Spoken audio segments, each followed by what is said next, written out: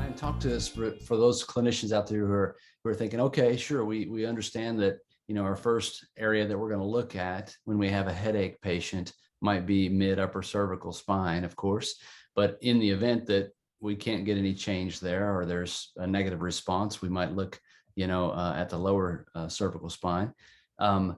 She came in with the complaint of headaches. She didn't come in with saying, I have tension in my arms, although that was an important observation, a good baseline for you. It wasn't really important to her.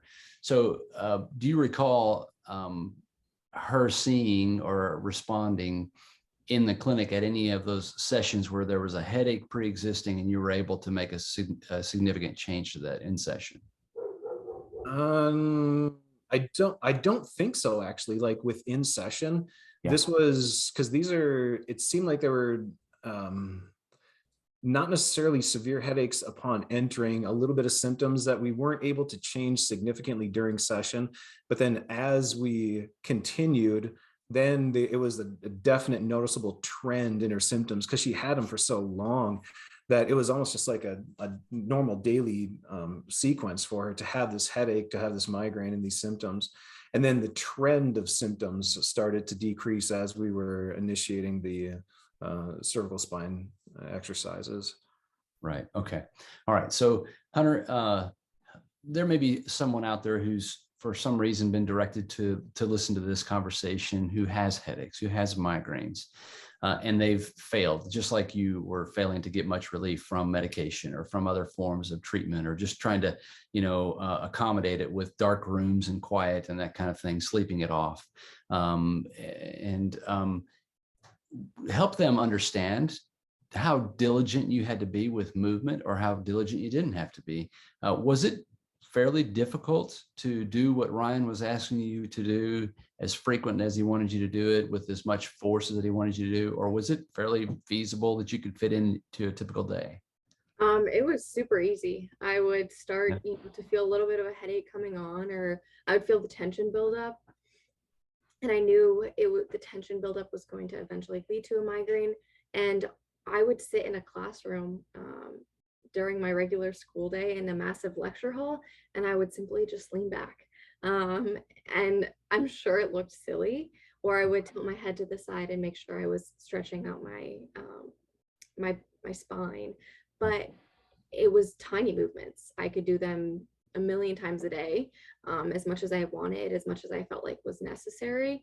And it really didn't disrupt anything because it was as simple as doing it sitting down in a chair, just making sure the chair back was low enough and I had the space. And I think the only issue was people asking me, what are you doing right now? Okay.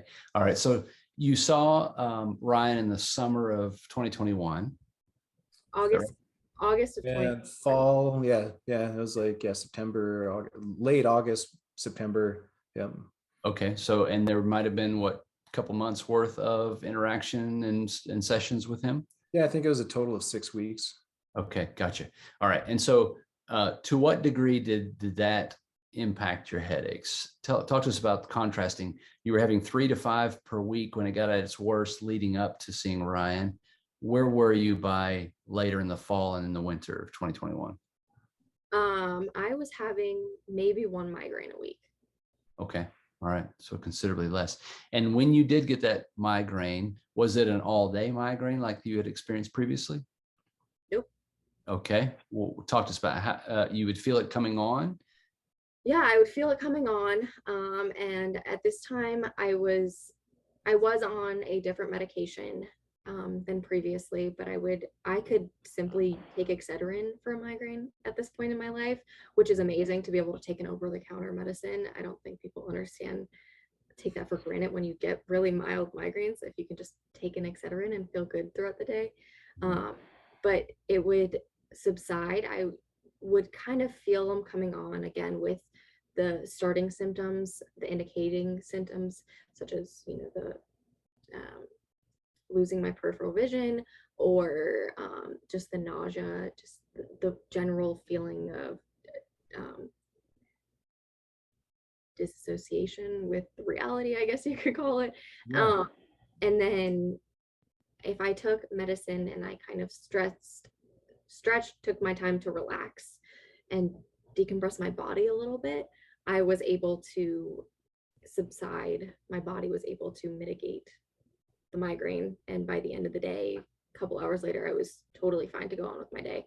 And then a good night rest, going to sleep early, waking up, I was able to not have any symptoms the following day. Okay. All right. And how are you? This is, a good 5 or 6 months anyway from that time that we're speaking today. How are your symptoms now? My symptoms are great. I don't think I've checked up with Ryan very recently, but I have very few migraine days in a month. I think I had a migraine last week, and it was my first migraine in about a month. I'm doing amazing. I can live my life normally again. And I'm still doing all my stretches, just so you know, Ryan. I do keep up with them every once in a while, very frequently though. And it's almost like I have my life back again. Yeah. Yeah. We hear that a lot from patients who've had the types of symptoms that really do make your life small and limited. You were a runner and a swimmer and a hiker. Are you back to doing those things? Yep, I'm still getting up super early every morning and going to the gym. I enjoy my 5-mile runs around Virginia Tech campus almost every other morning. I'm staying super active. It's amazing. Yeah, excellent. Are you on medication? I'm on 0 medication right now. Awesome.